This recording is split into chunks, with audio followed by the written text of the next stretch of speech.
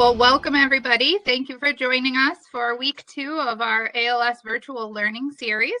My name is Marissa Lozano. I'm a community education director at MDA and thrilled to have you join us today for this webinar. This learning series is part of our larger MDA community education programs, which focus on bringing the neuromuscular community together around education and resources. So be sure to visit the community education section on mda.org for updates on upcoming events and programs. We are recording today's webinar and we'll be posting it to the website for on-demand viewing at a later date. Please know that your phone lines have been muted, but we will have a Q&A session at the end of the webinar. You can use the chat feature to type in your questions and feel free to send them in as you think of them, and then we'll address them after our presentation here. We would also like to thank our webinar supporters, Mitsubishi, Tanabe, Pharma America, and Cytokinetics. We'd not be able to provide community education webinars like this if not for their generous support, and so we are very thankful and appreciative of them. For over 70 years, MDA has led the way in accelerating research, advancing care, and advocating for the support of our families. MDA's mission is to empower people living with muscular dystrophy, ALS, and related neuromuscular diseases to live longer, more independent lives. Our mission comes to life through 4 pillars: care, champion, catalyst, and community. If you haven't done so already, we invite you to join the MDA community by registering with us.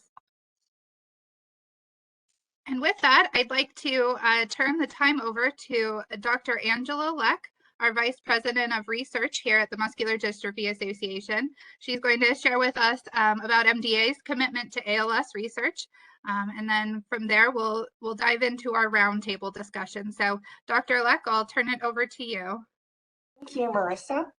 Hello, everyone. Hopefully you can see my screen here. Sorry, my dog. You can see that, right, everyone? So today I'll be speaking to you about MDA's contribution to ALS research, and as well as care and advancing the quality of life of our ALS patient community. Hi, my name is Angela Leck. I have a PhD in cell and molecular biology, and I'm currently the VP of Research at MDA. So MDA has had a long history in the investment of ALS research, and this began in the early 1950s when Eleanor Gehrig, who is the wife of the famous Lou Gehrig, requested MDA's help in the fight against ALS. So since then, you can see the timeline. That there have been lots of advances and milestones in ALS research and treatment, and MDA contributions have played a huge role in helping to make this happen. So if you can see here, we've invested very early in Bob Brown and his research to identify and link SOD1 mutations as the cause of ALS, development of the SOD1 ALS mouse model, in the development of the first ever FDA-approved treatment for ALS, Ralitech, early safety data for sodium phenylbutyrate, and other things such as also linking repeat expansions in the C9orf72 gene as a cause of familial ALS, and also participating in the launching the first ever platform trials for ALS at the Mass General Healey Center. We also have a patient mover database, which I will talk about in later slides, that collects longitudinal data on the ALS patient population.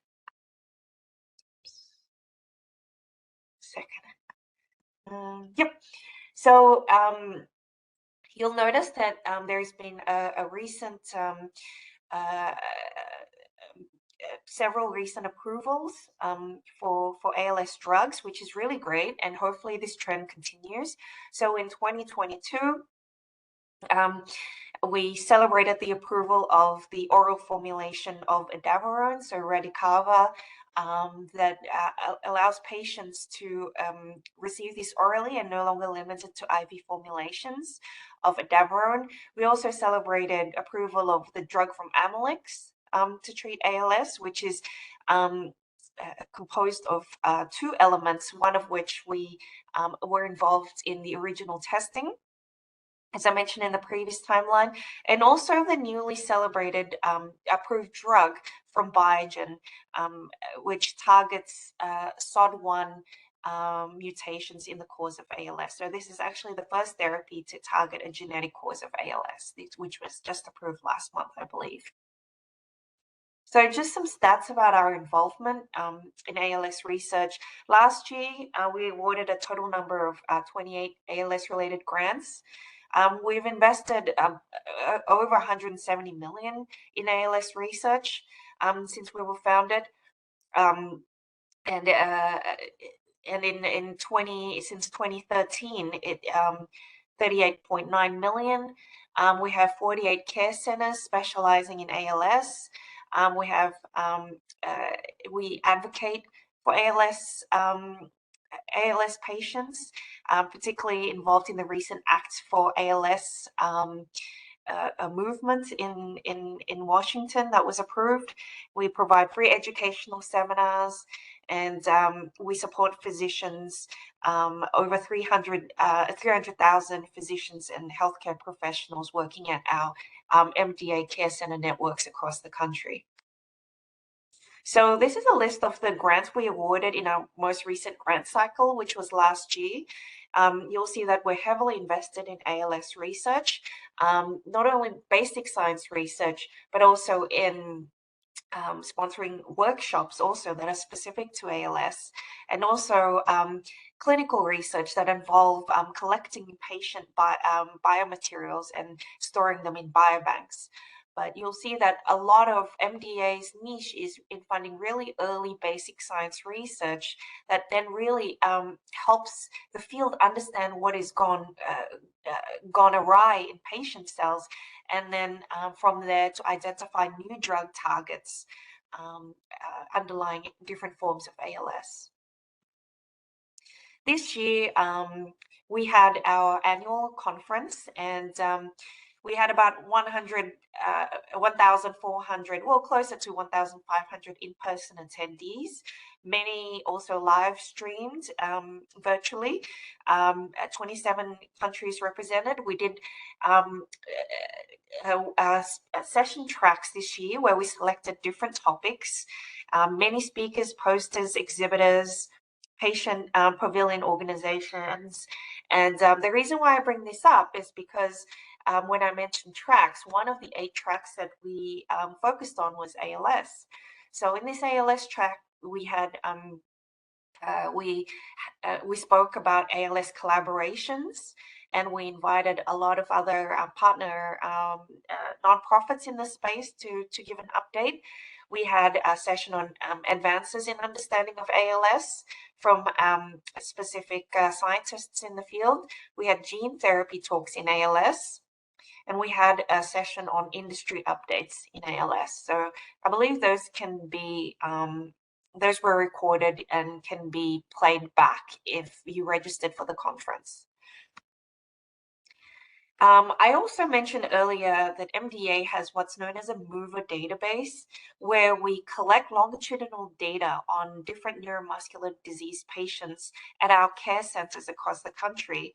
We've collected close to 2,000 ALS patient data at 28 of the sites shown here.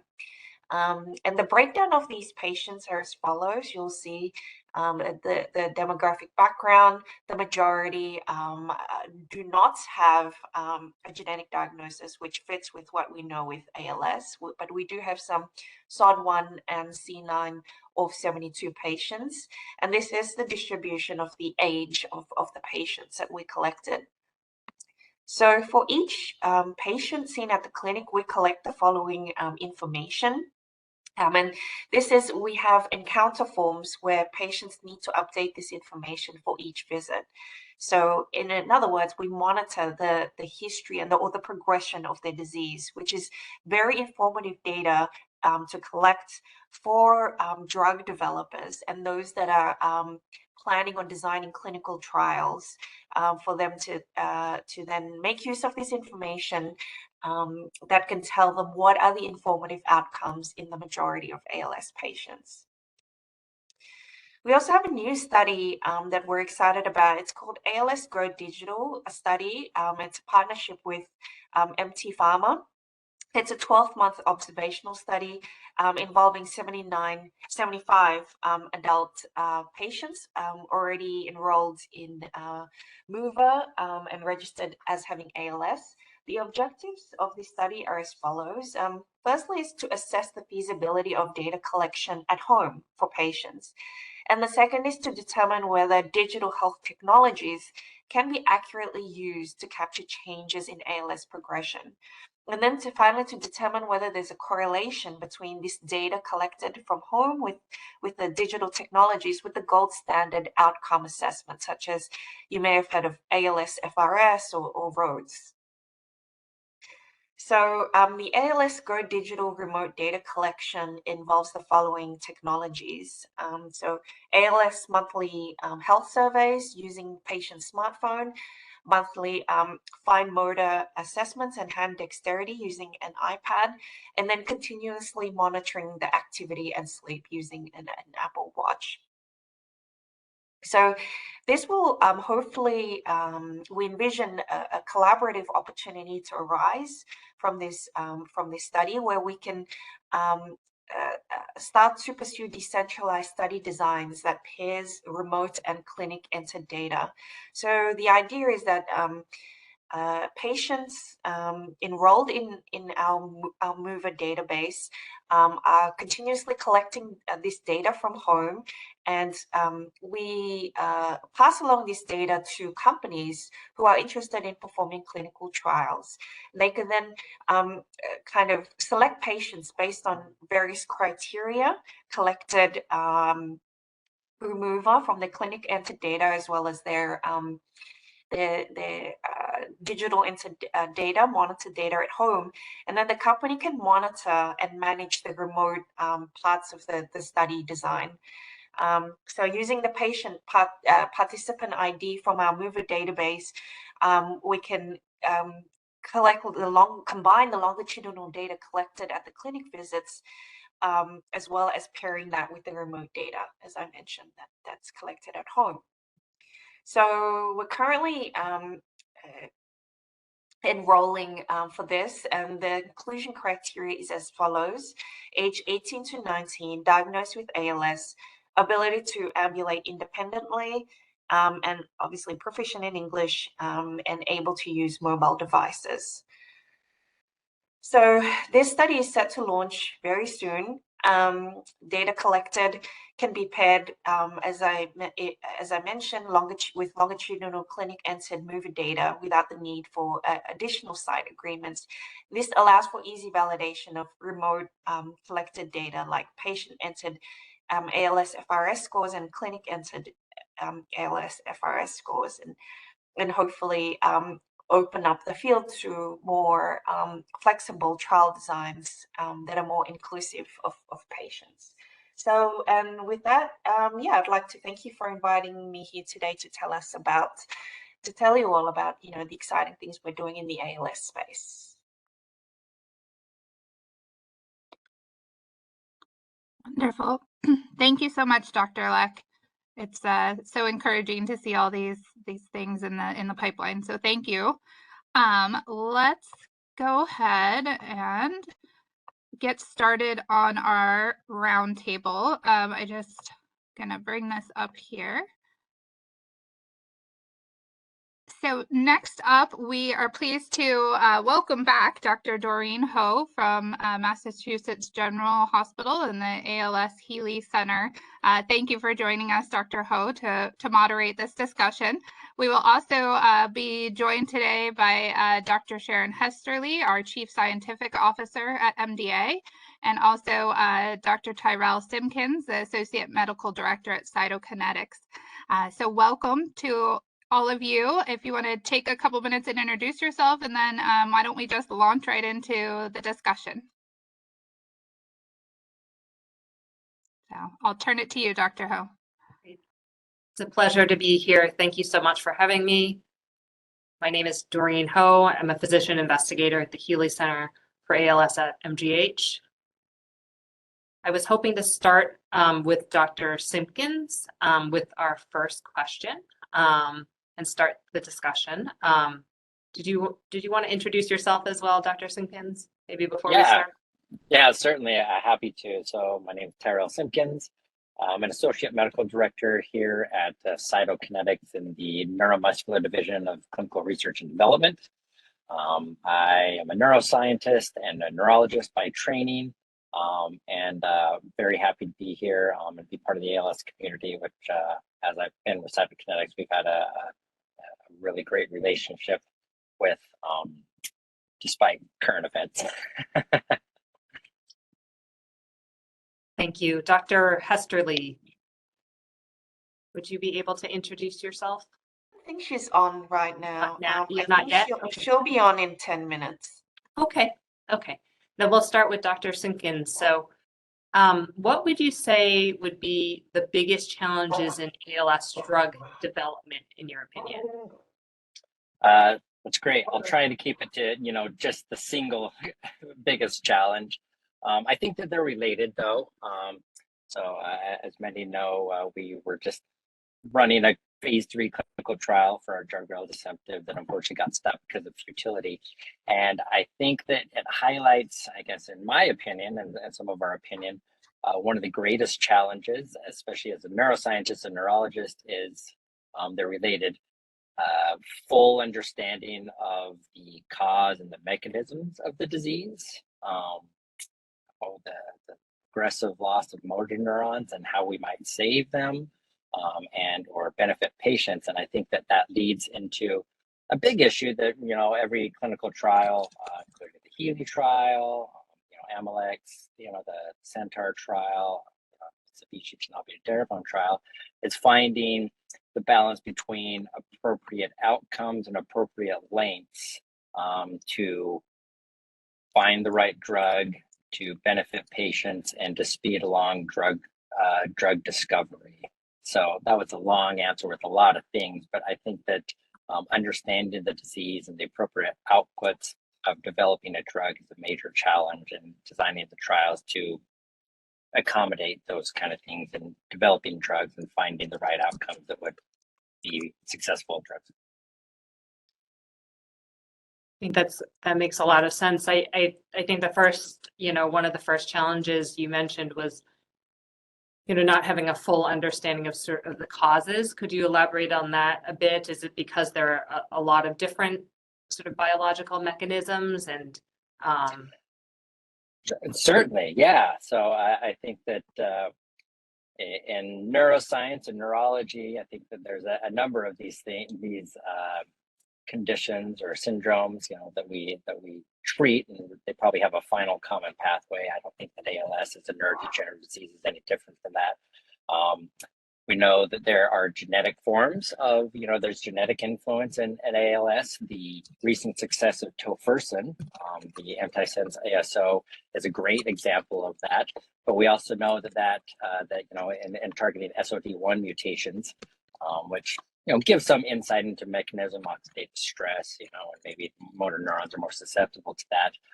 But we also know that SOD1 ALS is a small portion of all of ALS in terms of sporadic ALS. There's associations with the C9orf, hexanucleotide mutations that seems that does have a correlation with developing ALS, but also FTD. And then there were recent failures in directly targeting genetic approaches to try and modulate C9orf. And then there are, and then you just look at the approved drugs that are out there: Riluzole, Edaravone, Amylyx, targeting, glutamate toxicity, oxidative stress, even like, ER stress and mitochondrial function. I think that in terms of sporadic ALS, it gives us some hints, but I think that we all feel as neurologists struggling to really find what are the true underpinnings of what's causing ALS and specific motor neuron death, upper and motor, lower motor neuron death, to try and target really effective therapies. And is that an immune-mediated approach? I have a background in multiple sclerosis, so of course I think about neuroinflammation, but those trials have been fraught with a lot of failures too. And unfortunately, it's the case with ALS that failure is the status quo, and when we get something that seems to benefit patients, it's more rare. We've had some successes in that recently. Like the Cytokinetics drug directly targeting muscle function with the hope that might benefit patients, not directly affecting the neurons, but really targeting muscle and improving muscle function. Maybe that could have a benefit, but we didn't show that. So just highlighting some of the things that we do know about genetic causes and associations, and also some of the mysteries of why the drugs that we have are actually working. No, that's a great answer. Thank you. I think with a trial that's stopped for futility, it's very disappointing. But there are probably a lot of things that were still learned from the trial, and specifically, can you talk about any of the lessons sort of that were learned specifically from the trial? I can talk about some of the things, as we're still wrapping up the trial. But in terms of reldesemtiv and its mechanism of action as a fast skeletal troponin activator, and we had a previous drug that acted in a similar way, showed some promise, but in phase 3 trials or in subsequent trials have run into problems or haven't seen a benefit. So we all know that muscle matters, that muscle definitely does make a difference in patients, and that's loss of motor neurons, and then you get muscle atrophy, and then you have progressive weakness, which is the symptoms of ALS. So we did learn, I think, a lot, and I think it certainly speaks to learning about does the mechanism of action of muscle benefit patients. Really, in this case, it didn't appear to be the case, and we're certainly analyzing that. But and designing clinical trials and some unique features of Courage ALS with patient centricity and flexibility, we did learn a lot. And I think with each drug approval or denial, we learn more and more about how to assess patients with regards to proper outcome, and that's the ALS-FRS, which is very common and standard, and has also led to drug approvals such as the Amylyx drug. But we're also looking at survival. We all want to see survival, but that's more difficult just because I like using that endpoint, though it's a fact of ALS, and it takes time. And then I think that we can also look at things, in other trials, the correlation between benefit and we saw with the tofersen, extended, extension, and the differences we saw in, say, neurofilaments or biomarkers. So I think that we're continuing to learn things as we continue to do trials. And obviously all the information that we're learning from the Healy trial, and as we're going through, we have lots of drugs and trying to learn those kind of things. So long story short, yes, a well-designed experiment, you learn that something, whether the answer is yes or no. And I think that we have lots of good examples on the ALS field. Great. Thank you so much, Dr. Simpkins. I'll turn it over to Dr. Hester Lee for her viewpoint as to the biggest challenges in ALS drug development. Hi, everybody, and I apologize for joining late, but I'm glad I can be here now. So I'm Sharon Hesterly. I'm MDA's Chief Research Officer, and I've been in this field for about 20 years and have been following progress in ALS. And I think, it does feel like we've learned a lot, but it's still frustrating. This is a tough disease. And yes. I guess what I'm wondering about, and maybe it's less of an observation than it is a question, is how much we think the delay in diagnosis plays in our inability to treat the disease as successfully as we might. And I only mention it because, in all of the mouse studies, when you start treating earlier, and these are genetic models, so you know when they're going to develop the disease. If you actually start before symptom onset, you can have much bigger impact than after symptoms have started. And of course, in people with sporadic ALS, we can't do that. We can't predict who's going to have ALS. But we could potentially decrease the amount of time. So in our database, where we're tracking our clinical mover database, we have almost 2,000 people with ALS that we follow. And when we look at the data there, it looks like the lag time between the time people first have symptoms and then actually get a definitive diagnosis is often a year or longer. And if we could shorten that at the point that you have symptoms, be able to shorten that period, even 6 months, I wonder if you think it might make a difference. But yeah, I think that that's a very astute observation, and I think that the answer, it's an open question. I think that most of us in neurology, neuroscience, neurodegenerative diseases, I think that the answer, we all pretty much agree that earlier diagnosis will lead to better outcomes, because I think that we can intervene earlier, like the work going on, like Michael Benatar, and trying to early symptoms, trying to identify people earlier and earlier, certainly is the move towards that. And I think that we all, I guess, to wax scientific, I think that there's some thought in the field, and I'm probably among those, that waiting too long and you're intervening on a disease that's, the cat's out of the bag. You're already too far gone to make, to really stop the process. Maybe you can slow it down, but as we get earlier and earlier, maybe we can intervene to try and really prolong that progression. Someday we're, I think we all believe we'll be able to stop it as we continue to learn more and more. But yes, we in multiple neurodegenerative diseases and interventions, there's great evidence that the earlier you intervene, the better the outcomes, or the longer survival, the longer you have quality of life and appropriate function. And that goes Alzheimer's disease, things like multiple sclerosis, for instance, even. So it's an open question. I think that we all know it's yes. It's just trying to get there. The clinical trials have improved from going from the time of diagnosis to, like our trial, where instead of time of diagnosis, which we know can be variable and it's usually delayed, we try to go from the time of symptom onset. And that was an entry criteria, because we're trying to really have an idea of like when, that at least as early as we can in terms of patients, while being reasonable. Long answer to yes, I think is the answer to that. So I think we all believe that in the space. Yeah.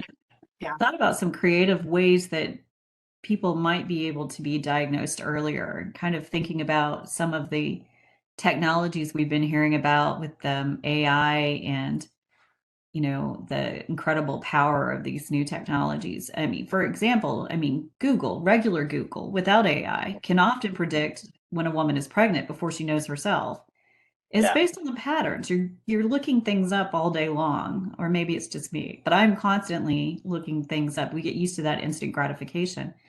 And I think sometimes, searching symptoms or combinations of symptoms with enough data, you might be able to see patterns, early patterns that could be predictive, or at least, not definitive, but would say, this is a person you want to follow more closely or do additional tests, because ALS is so rare that, typically if someone comes in with, weakness in their arm or their hand, I hear so many people who first get a carpal tunnel diagnosis, because that's commonly what people have. That is the more often the answer. So even something that could perhaps point you in the direction of saying maybe it's carpal tunnel, but there's actually a combination of things.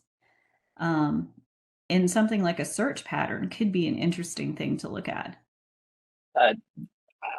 I'll agree. I'll pipe up with you. Like being in the ALS space, you meet a lot of different people. But even at ALS Canada this last weekend, and talking with our investigators and the group there.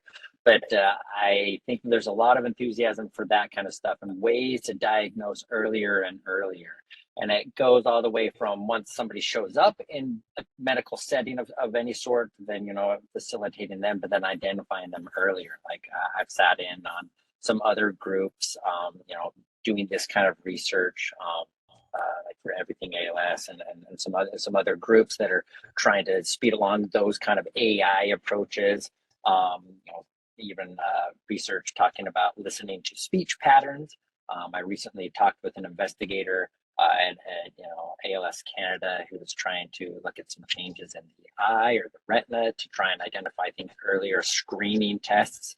When people come in with common things being common, carpal tunnel is way more common than ALS. Common things being common, weakness in the leg from a lumbar radiculopathy is much more common than ALS. But those patients get lost in that, and that's where I think that we all agree is a lot of where these patients get lost in terms of the delay in diagnosis. But it would be, I don't know that we're all going to be very happy when Google starts sending us a message. Oh, hey, we think you have ALS. Go talk to your physician. But we got to find some way to harness that.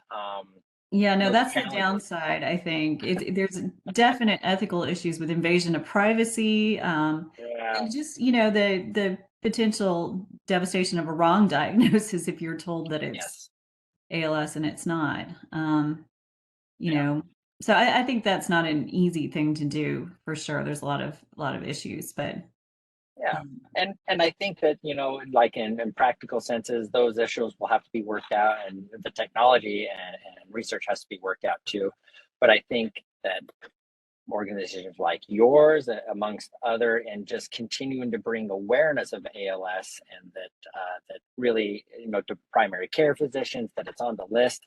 So nobody wants to talk about it. You need to consider it, and then facilitating those, and then we have, access to neurologists and specialists, which is, another issue with like an aging population, just getting people to go into, the fantastic field that is neurology, just making sure that we're all aware of that. So lots of issues. And I think there's lots of different ways to attack it, but you're right. There are ethical and practical matters that we have to consider, but I think that we're all interested in that. Mm-hmm.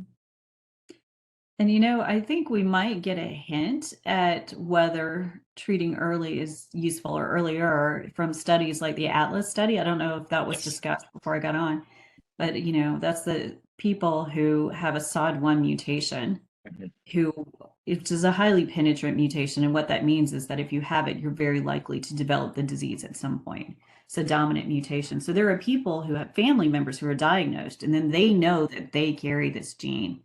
And they've been enrolled in a study to be treated with the drug tofersen or Qalsodice that was just approved. And I think the idea is right as they start to what they say phenoconvert, meaning when they go from not having symptoms to starting to have symptoms of ALS at the very earliest, because they're being followed very closely. That's when they will start treating them. So it will be informative, I think, to see in that case how successful that drug is if you start it really early. Agree. I think it's a great proof of concept that if we can identify these patients earlier and earlier, then we'll find a benefit. Not dissimilar to what's going on in Alzheimer's disease, trying to get at it earlier and pick at the pathology. But yeah, I think that's a perfect example. Yeah, that's Mike Benatar's work at University of Miami. So yeah, absolutely. So he's well known for that. And I think we're all very eagerly anticipating what's going to be the outcome of that. Yeah. So I was talking with Dr. Tim Miller at the ALS Canada meeting about that very thing. I think we're all very interested in seeing what's going to go on with that. Yeah. So where do you see ALS treatment going in the next 5 years? It's a great question. Well, I was hoping to be more involved in ALS, drug treatment in the next 5 years. I think that so I guess I would say two broad scopes, the way you can see and the way you think about it. I think that the Healy trial and the platform trial and continuing to have shots on goal. I think that that's a unique, innovative design to really try and speed through and trying to find something. And it's an interesting trial in terms of the power of placebo, and this cumulative group to really try and tease out to make sure that we have good, well-controlled studies, and then can spin off of that. I think that continues to be a beacon in ALS research and treatment. I would be remiss if I could point out a specific pathological mechanism, because as we were discussing at first, I feel like we just don't have a complete understanding on like what it is that's going to be the thing that's going to really change ALS. Certainly, we're seeing lots of the successes are more in the excitotoxic or reactive oxygen species or metabolic pathways, and that seems to be having some effect. And then continued genetic approaches, such as tofersen. If there is any kind of recourse with C9orf type of intervention, because we know it's associated, even though it did not work. I think that those are the two key paths that are going to show us hopefully something interesting. And then there's there's a bevy of other. I haven't been in the ALS space for a long time. I'm sorry, I'm waxing long. But I think that it's a very exciting time for ALS in terms of where there was a trial in ALS to being multiple trials. Patients have options now, and I think that that's the key, is to try and keep trying and learning from each of these. So I guess that's the broad scopes of where I think, and I wish I had like the specific direction, but I think that we're on the right path, and it will reveal itself. Yeah, and I agree with everything that you've just said, and would probably add also, I would like to see, I think going forward in ALS studies, more combination studies. Cancer is treated with combinations of drugs. AIDS is treated with combinations of drugs. Some of these things are tough, and there's probably not going to be a magic bullet, and we're going to have to try things that hit different parts of that pathway and try them together. And it's a hard thing to do because you have to test these drugs one at a time. If you test them in combination, you just have too many things changing at once. You can't tell if something worked, what worked. So I think we're getting to the point where, as we accumulate more information about the drugs on their own, we can start testing them in combination. And it's even possible that maybe something that wasn't very effective on its own in combination might have a synergistic effect and be more effective. And we won't know that till we do those studies. They're tough studies to do. They're hard to get funded. There are some companies out there that are trying to do combination studies. It's just a really hard sell because the data you get is so messy. Oh, yeah. Unless, I guess, you have the right combination and it all works. You could always work backwards to say, are all these drugs necessary? Yeah, right.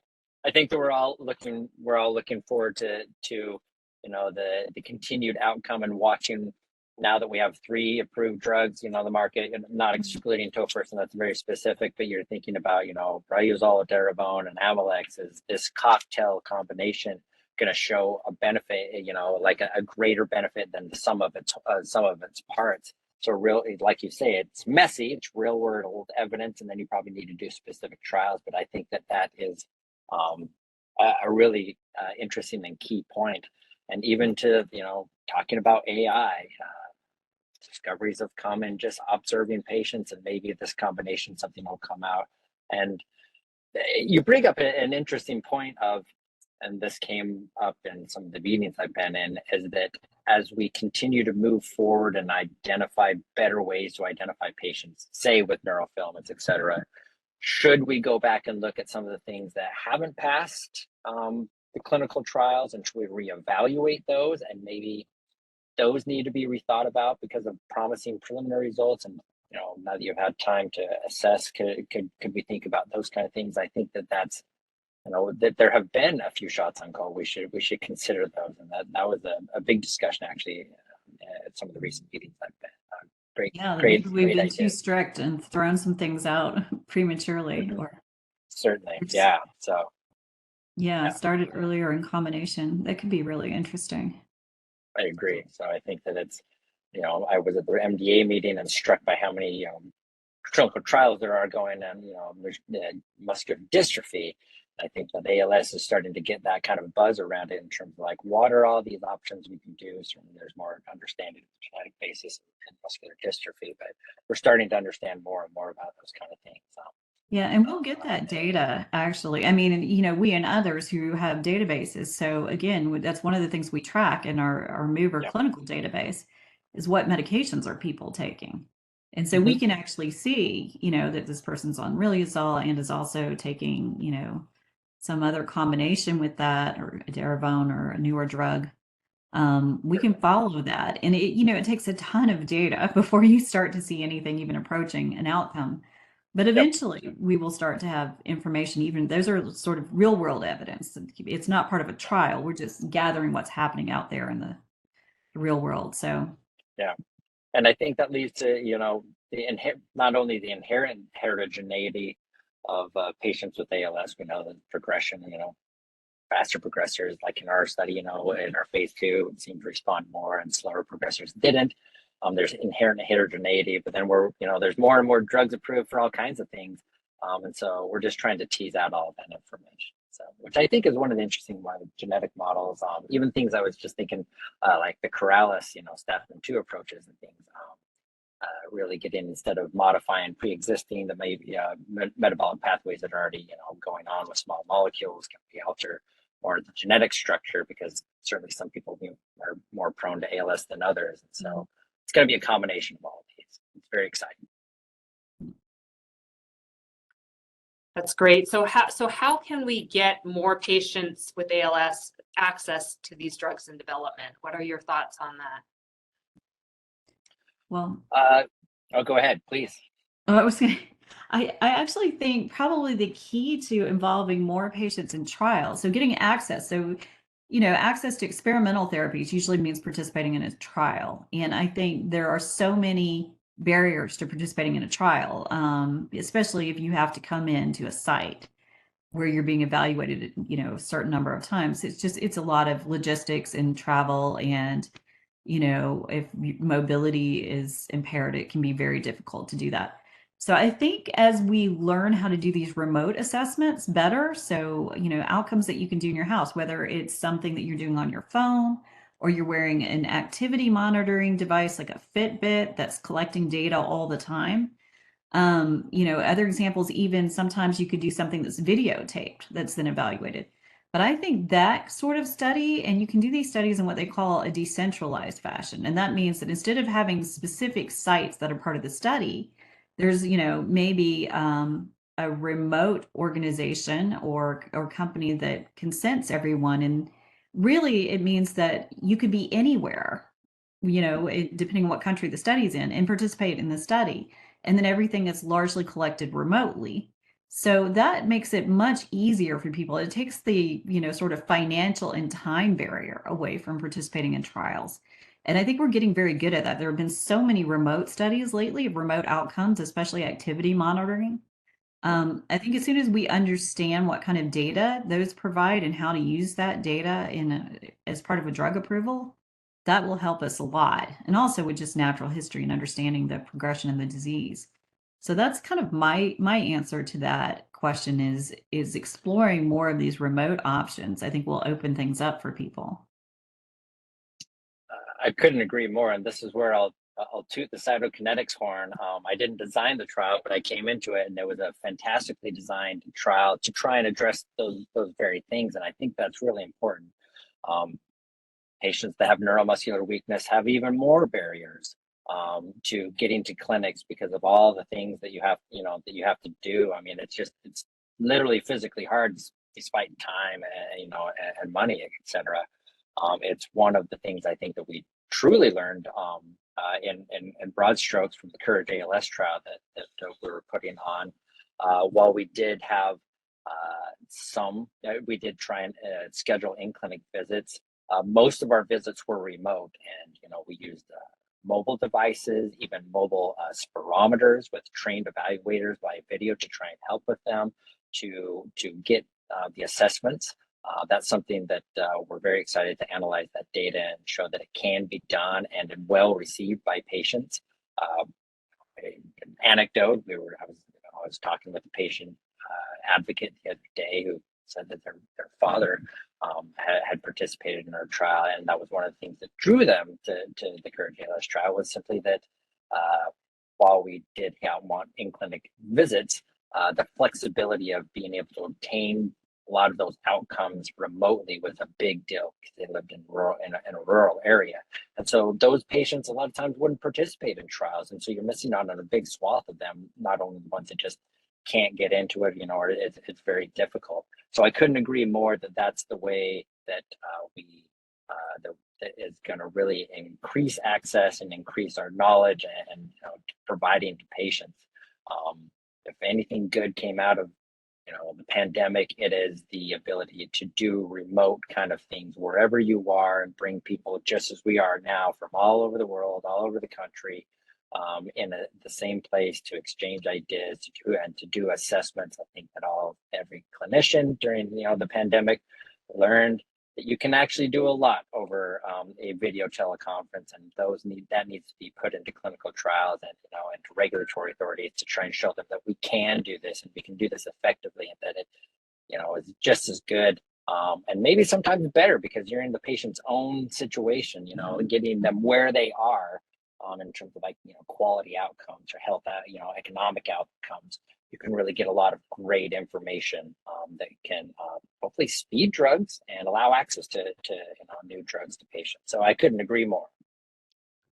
Yeah, it looks like we have a question in the chat.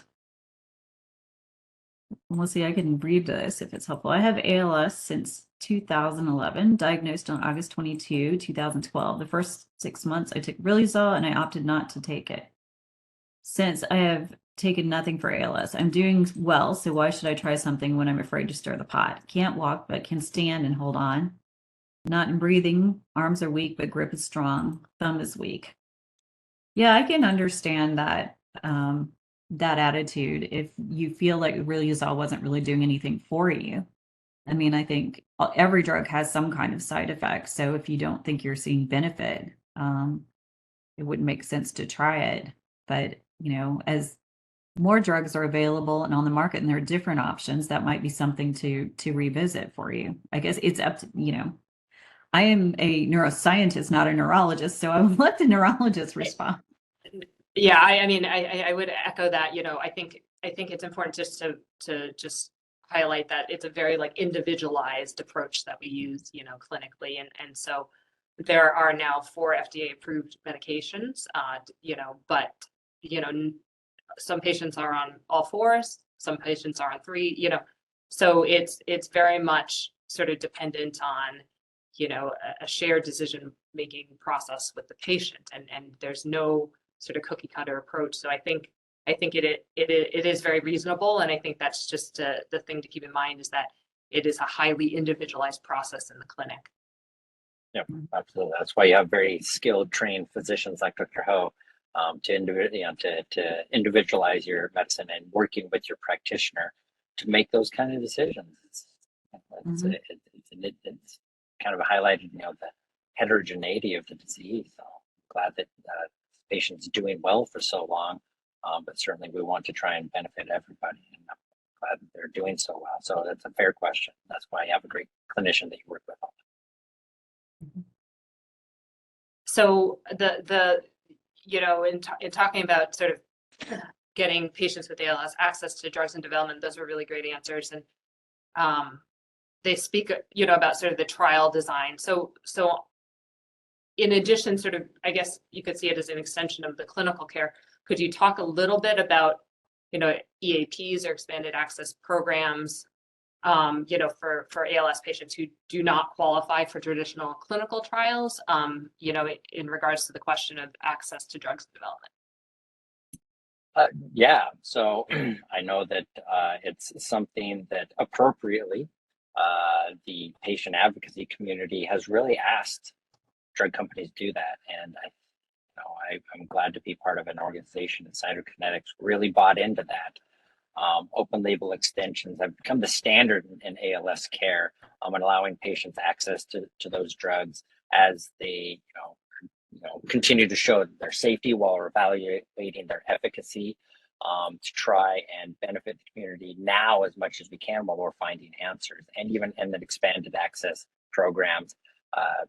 There are even, governmental funding opportunities for different organizations to try and push that forward. So it's nice to hear that regulatory authorities and government bodies are trying to facilitate that kind of those kind of efforts. And I think that it's an important one, and I think we really tried to listen to patients. So it's always challenging. So we want to give you an efficacious medication that helps, or therapy that's safe, but also be able to do it in terms of like price and distribution. And so I think that there's getting to be more and more of a system in place to do those kind of things. Thank you. So I think this is probably the final question, and then we also want to make sure that we answer the questions from the audience. But what are you doing to get families and patients more involved in the ALS drug development process? Well, I can speak to what we've done here at Cytokinetics. Cytokinetics, we say patients are our North Star.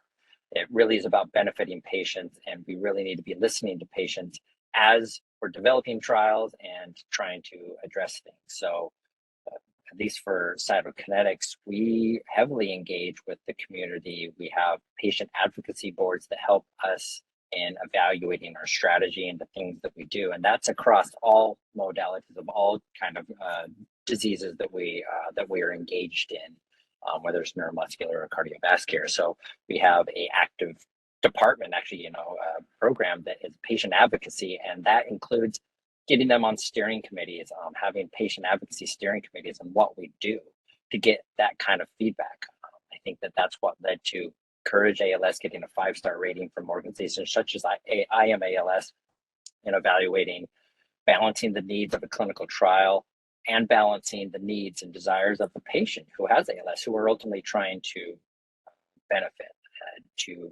It would be short-sighted to try and do things only in the context of the company interest, because the ultimate goal is to help patients. And that's truly how we felt Cytokinetics, and I've really tried to involve patients at every level and engage with all the organizations and individuals as much as we can. So, I see at MDA. Oh, sorry. Do you want to go? No, I was just going to ask you for your thoughts. Yeah, no, I am. So, we try to raise awareness as much as possible through webinars like this, through publications that we do, Quest Magazine, which goes out to about 100,000 people, in various other venues. And Marissa Lozano, who's on, is our head of community education. So we do a lot of educational and awareness sort of raising activities so that people know what trials are happening, so they can better understand what the research, where the research is going, and answer questions like that, by supporting the care centers focused on ALS. I think that's another way that we sort of directly try to support the ability to engage people in trials and research. The other thing too is through our mover database. So that's only offered at certain sites that have opted in. But there, if you're offered an opportunity to participate in this database, you can sign on and say yes. And then your data, every time you come in for a clinical visit, that data is actually transcribed from the medical record into the database. And it's anonymized at that point, so no one knows who you are, but your data is captured. And it can be used in multiple different ways. And so it really maximizes the value of that visit. So I'd say not just with MDA, but I think there's also a question in the chat about what people can do to help with drug and genetic therapy development. If you have an opportunity to participate in a drug trial and you're comfortable doing that, obviously you can do that. But also natural history studies are very important. That's where maybe you don't qualify for a drug trial, or you don't want to be in a drug trial. You can go and just be observed. And that's actually very useful data. So I think anything like that you can do, or participate in surveys, participate in, clinical databases when you find out about them. All of that data is really helpful, because ALS is a rare disease, which means we don't know as much about ALS as we do, say, heart disease, where you have millions of people and millions of data points. So all of that data is really, really valuable. So any ability you have to share your data with researchers under the appropriate circumstances and with the right controls to protect your privacy is really important. And I think that directly speaks to one of the other questions that are in terms of slow progressors. participating in those kind of trials allow us to, can get even more information about patients that have, different rates of progression, that are living longer, than, the average and then we also need to continue to do trials that include slow progressors. One of the things we did, use our, entry criteria to try and find the most beneficial population in ours, but with the very but also design it very expressly to not exclude patients that have, different rates of progression, so that we have a good idea of that. And as we continue to get more and more information, those post hoc analyses and looking at what's different about these different populations is actually really important, whether that's fast or slow progressors, because they both have needs over the long run. So that's a great question. Thanks for bringing it up, Paul. Mm-hmm.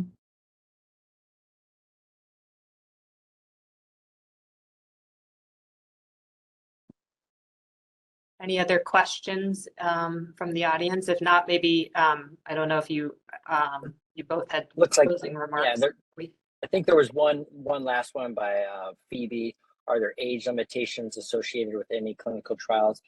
There's always some kind of age, category or age limitation that we put on clinical trials. That is certainly, there's a big distinction between pediatric and adult. But also trying to capture the full breadth of patients in clinical trials that, from 18 up to, a certain amount, like the 60, up to the 80s. It's one of the unique things about ALS is that it has a very broad, population span, although there's more common a little bit later in life. But there are usually always some age limitations for various reasons. And it's something that your clinician or or sites can talk to you about what those might be. And discuss what those options might be. It's a great question. So just asking, there always is.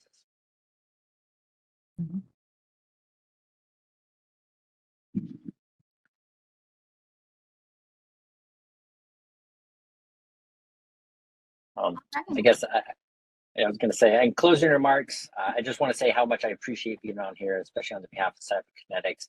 The ALS community has been fantastic. MDA is part of that, as well as everybody that's been in there. We at Cytokinetics have been honored and proud to be in the ALS community for well over 15 years, and we're not just because we had trials stop. We're not going to be part of the ALS community. It's part of our soul. We have a deep understanding or a deep commitment to that, and we are proud to be part of that and be proud to even be in the conversation. And we appreciate everything. And I think that these are really exciting times for ALS and treatment for ALS, amongst other diseases. So. And also just thank you all for being here, for me as well. We are honored to be in the space.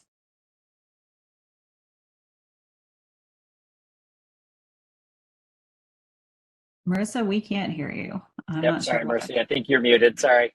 I cut you off. I am. I'm muted. There we go. Can you hear me now? We can hear you. All right, great. Sorry about that. Well, I would like to thank Dr. Ho for moderating the conversation, and Dr. Hesterly and Dr. Simpkins for being here and sharing your thoughts and perspectives and experiences, and also to Dr. Leck for talking about MDA's impact in our current efforts in ALS. I'd like to again thank our webinar supporters, Cytokinetics and Mitsubishi Tanabe Pharma America. We'd not be able to provide these type of community education webinars if we didn't have their generous support. So we really appreciate that.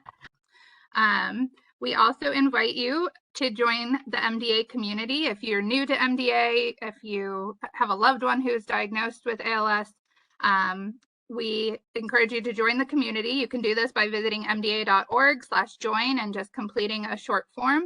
Joining is free, and we'll keep you up to date on the latest research and education programs and supports. So we encourage you to do that. And lastly, we'd like to hear your comments about the webinar tonight. So if you have a smartphone, you can open your camera and point it at the QR code on the screen, and a web page will pop up with a short survey on tonight's webinar. If you don't have a smartphone, you'll also get a link in the follow-up email that you will get right after this. If anyone has any questions after this webinar, please feel free to contact our resource center at the number and email on the screen. And we invite you to join us next Thursday at the same time at 6 p.m. For our next webinar in our ALS virtual learning series. So this concludes week 2 of the series, and thank you very much for attending, and we hope to see you next week. Have a good night, everyone. Thank you. Good night. Thank you. Thank you.